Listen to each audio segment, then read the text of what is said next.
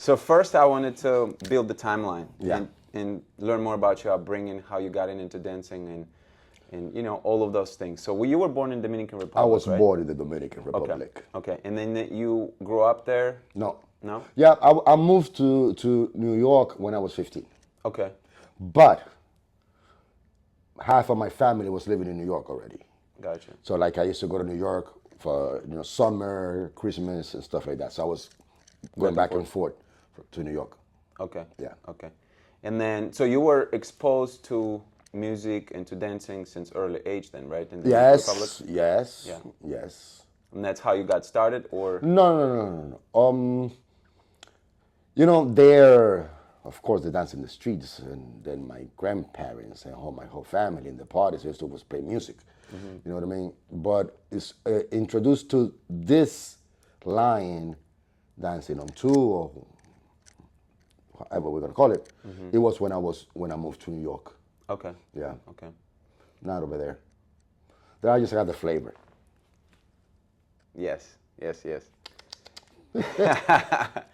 So then you moved in New York when you were 15, 15, 16, around there, yeah. and then you started to take classes there. No, I started taking classes when I was like around 19. Okay. You know what I mean? Is that when I was introduced to taking classes, not to the salsa world. Okay. So different things. Gotcha. Okay? I got introduced to the salsa world after, because I didn't know that existed. But I started, I'm gonna make it quick. I went to a club, it was a girl there. She was dancing, you know what I mean? I was like, oh my God, whatever. She told me you could come and join my class. I went to her class, and then is when I saw what, we used to call it back in the days, the 1, 2, 3. Because, back in the days, first of all, salsa classes. When she told me I take salsa classes, I was like, ha! Well, you are cooked. Like, what type of salsa you do? I know how to put ketchup and mayonnaise together. Right. That's the salsa that I know. So to us in the Dominican Republic, taking salsa classes back then was like, okay. Cooking classes. Yeah. So, and then I got introduced to, or I saw what that was. I was like, all right. I got interested, and then I started taking classes from there. So what have you seen exactly? When you say salsa world, what have you witnessed? What I witnessed was that the first time, it was my first show ever, because I just knew my instructors, which was Vitico Pacheco and Osmar Perrones back then, and I saw them dancing that way. I didn't know it was a whole world that danced that way. Yeah. So the first time that I went to a party that I was supposed to perform for the first time, I didn't know that world existed. And so I came in through that door, and even the bartender was dancing. I was like, oh my God, where am I? My pants got dirty. I got scared. So I seen all these dancers, and it was a mambo showdown. Okay. Like then a mambo showdown, it was people from all around the world. It was like a tiny congress. So you got people for China, for people for Japan, people from Italy, Russians, you know what I mean? And I was like, oh my God. You know what I mean? You didn't expect that. I didn't expect that. I thought we was going to do a little club in the Bronx. Right. Full of Dominicans, that's what I thought. I'm like, oh yeah, whatever, I got this. Oh no, bro. It was all the opposite. It was like a reality check. This is what you're going to be getting into. I'm like, oh my God. But it was beautiful. From there, I was like, I belong here. So it was a beautiful experience. We was like the third or fourth show. And we was Osmar Perrones, student team. Mm-hmm.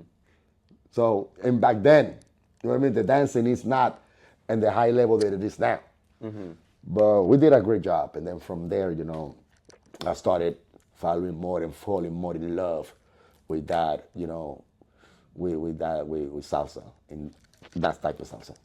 How long did it take you from the moment you started taking classes until your first performance? Like 2 months, 3 months. Oh, so you picked it up super quick. Yeah, I picked it up super quick. So based on how, you know what I mean? But I remember when I started learning the routine, the guy that he was teaching it to me, he was like, okay, here, 1, 2, 3. I was like, don't 1, 2, 3 me. Tell me what I need to do. you know. And like, but it's a part of the story in between. All right, I started taking classes. Okay, Right. then I got injured. I stopped taking. But when I started taking classes, I started hanging out with the dancers. Right. Okay, but we used to go to the clubs, the Dominican clubs. Then I got injured, so I stopped. Then I came back again. Same story. It was like a, it was like a Circle. No, yeah. It was like a deja vu. Right. I met another girl in the same club. So that, but this girl told me half a group. So when I went, you know, it was Osmar's student group. And that is when I learned the routine. You know what I mean? It was all like, if you learn this routine, you're going to perform it. And it was that 99, and then I performed it, I think it was January or February of 2000. You know what I mean? And I learned it, and I was like, don't want to train me. Don't want to train me. Tell me what I need to do. And then I was just, feeling the music. And I think I always have that ear, and that feeling for the music, And then from there is then when I started, using the numbers to get myself, better or to clean it up. But it was more by ear that I learned the whole show. So you learned a choreography based on music, not the numbers mostly. Not the numbers mostly, but then it was things, you know what I mean, that I needed to do it by the numbers because it's a routine. Right. It's a show. Right. You know what I mean? And then, but then me learning that routine, I started learning the count. Right. And how to count. Right. Not music, Right. how to count. Right. Okay? Remember, something is feeling the music, something is knowing about music. Right. So I learned how to break down music when I went and I started training with Santo Rico, with Thomas Guerrero. There is when I started learning how to break down music and the counts and the different types of counts and stuff like that. You know what I mean? Where to start, if the music was changing timing, how to know and stuff like that. That feeling of music that you mentioned, where do you think it coming from? Did you play some musical instruments? Not at all. Not at all. You know what? When I was small, when I was like 4, 5 years old, my grandfather, after dinner, he used to sit down in the porch of the house, play music, but he was playing boleros.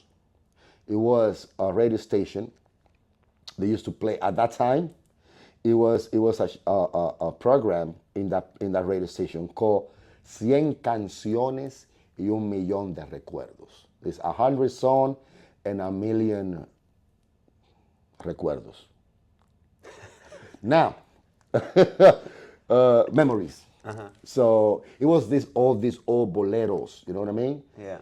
I didn't want to be there. Of course, I was like 5, 6 years old. I wanted to go play or Right. watch TV. But I think, and then I listen to those songs now and I could remember them. So that feeling of the music and then listen to so many different type of music, I think I developed that ear and that feeling for the music. If you see, I prefer romantic music, romantic salsa, no matter what. Right. You know what I mean? Of course, for the shows, you need to use something more to impact. But when it comes for me to dance myself, to feel it, it needs to be romantic.